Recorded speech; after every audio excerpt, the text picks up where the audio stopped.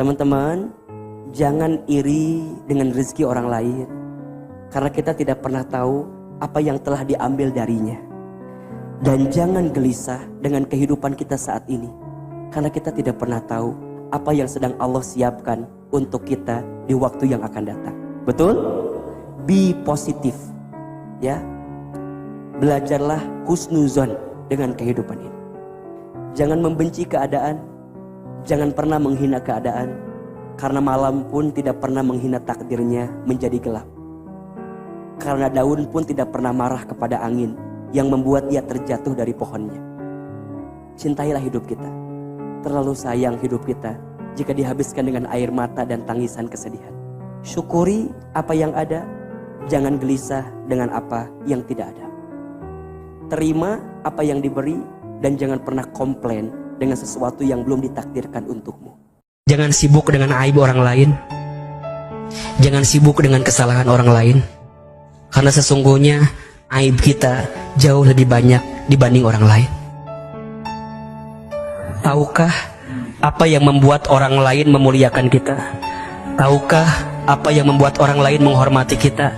Satu jawabannya, karena Allah menutup aib-aib kita saja. Tataplah setiap orang dengan kacamata kasih sayang. Tataplah setiap orang dengan kacamata kasih sayang. Kalau ada orang yang berbuat salah, kalau ada orang yang berbuat buruk, benci keburukannya, benci kesalahannya, tapi jangan benci orangnya. Kenapa, Ahilman?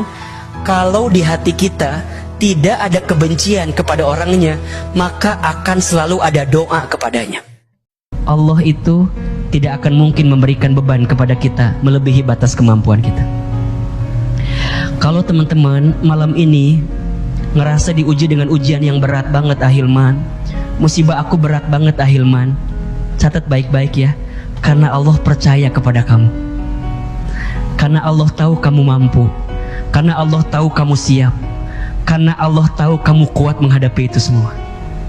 Kalau sudah begitu, maka kita akan balikin lagi ke Allah. Ya Allah, masalahku berat, tapi aku merasa ringan karena ada Allah yang maha besar.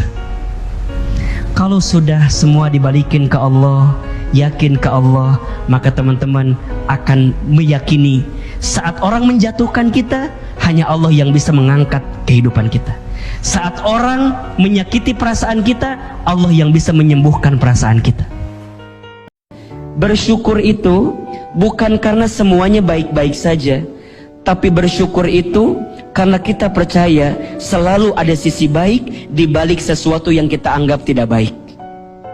Jadi bukan karena semuanya baik-baik saja, bukan, tapi kita percaya di balik sesuatu yang kita anggap nggak baik pasti ada kebaikan. Karena Allah nggak mungkin ngasih yang nggak baik untuk kita, betul? Kita aja yang suka nerimanya dengan kacamata yang nggak baik. Kita aja yang suka kali melihatnya dengan pandangan yang tidak baik. Padahal boleh jadi ada hikmah di balik musibah, ada pelajaran di balik ujian. Kadang-kadang kita itu harus ngalamin dulu terjatuh, jadi tahu jatuh tuh nggak enak, jadi tahu jatuh tuh nggak menyenangkan, agar kita bisa bangkit setelah jatuh itu.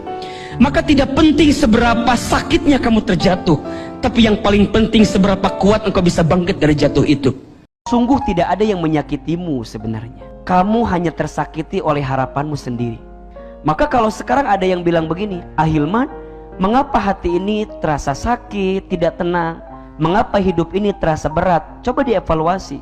Jawabannya, karena kita terlalu berharap kepada selain Allah. Berharap kepada manusia ada sakit hatinya. Karena tidak semua manusia bisa sesuai harapan kita. Betul? Teman-teman sayang, kita tidak akan bisa menyenangkan semua orang. Pasti akan ada aja orang yang tidak suka dengan kita.